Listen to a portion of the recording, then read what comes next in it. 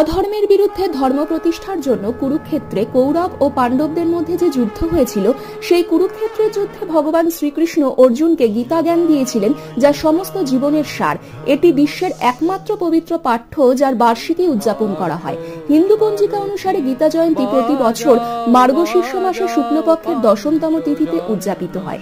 এই বছর 11 ডিসেম্বর 2024 বুধবার গীতা জয়ন্তী পালিত হচ্ছে। এই দিনে মোক্ষদা একাদশী উপবাসও পালন করা হয়। তার কারণ কি জানেন? জ্যোতিষীরা ব্যাখ্যা করেন যে মহাভারতের যুদ্ধের দিনে যখন ভগবান শ্রীকৃষ্ণ অর্জুনকে তার শিক্ষা দিয়েছিলেন, এটি মার্গশীর্ষের শুক্লপক্ষের একাদশীর সাথেও মিলেছিল। এইভাবে এই দিনে মোক্ষদা একাদশী পালন করা হয় এবং যেহেতু ভগবান কৃষ্ণ এই দিনে গীতার শিক্ষা দিয়েছেন, তাই এটি ভগবদ গীতার জন্ম বা বার্ষিকী হিসাবে পালিত হয়। ভগবদ গীতার বয়স হল আনুমানিক প্রায় 5161 বছর।